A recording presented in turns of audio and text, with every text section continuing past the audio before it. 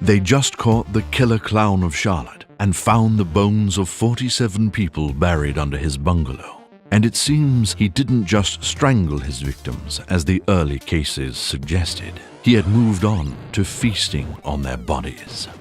It won't be long before someone sets up an online repository of the information on the killer clown's victims, 911 calls, crime scene photos, and the original FBI profile.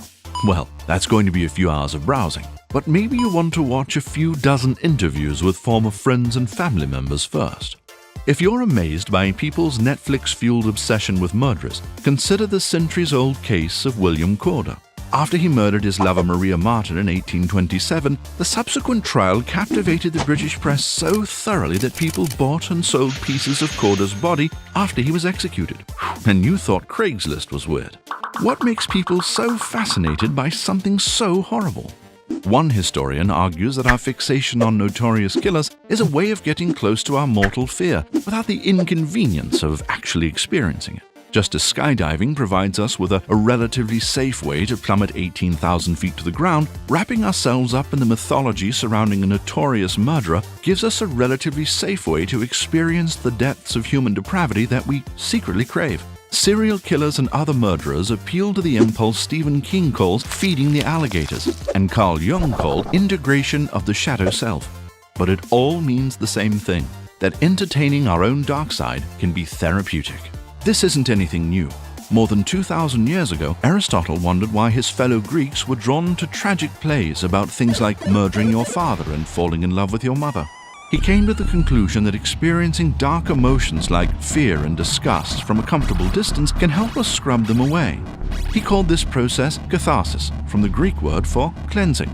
According to Aristotle, experiencing negative emotions on purpose can make us braver by purging them from our system. Could all this morbid interest be a normal, healthy expression of what it means to be human? Or does our fascination with serial killers have more sinister roots? Do we find serial killers fascinating because we share an urge to conquer and dominate, rooted in human nature?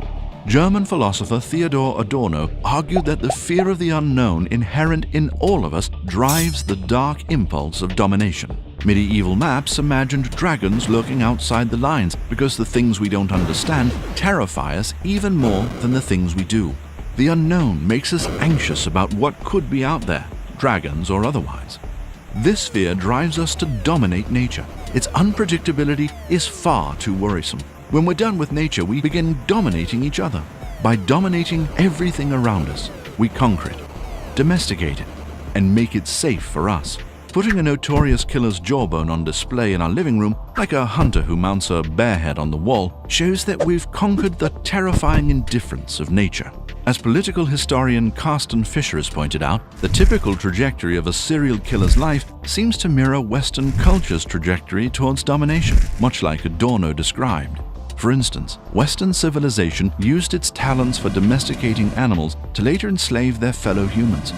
Similarly, serial killers first torture and mutilate animals, and then they move on to human beings. When asked why they kill, serial killers will often say they enjoy the sense of dominance it gives them over their victims. While they're certainly no role models, maybe we can relate in some limited way. After all, we often enjoy the sense of dominance we have over nature and other human beings. Do serial killers give us a way of vicariously extending that sense of dominance into morally unacceptable realms? What do you think, dear viewer? Is our cultural fascination with serial killers just an ordinary, healthy way of exorcising the demons of our own negative emotions? Or are we drawn to them because we know we're lurking in the shadows ourselves? Hello, dear viewers. Thanks for watching. This episode is sponsored by Audible.com. If you can't seem to find the time to read up on your favorite serial killers or any other topics, Audible's here to help. And they're offering all of you a free audiobook with a free 30-day trial. Audible has an incredible selection of audiobooks, original audio shows, comedy, news, and more. They're a perfect companion for your morning commute. Just go to audible.com/8bit to sign up. You can then pick any book you want, download it for free, and it's yours to keep forever. If you're looking for a recommendation, check out Helter Skelter, The True Story of the Manson Murders by Vincent Bugliosi and Kurt Gentry. Written by the prosecuting attorney in the Manson trial, Helter Skelter explores the baffling and horrifying case of Charles Manson and his followers. For more about Audible and to start your 30-day free trial with a free audiobook,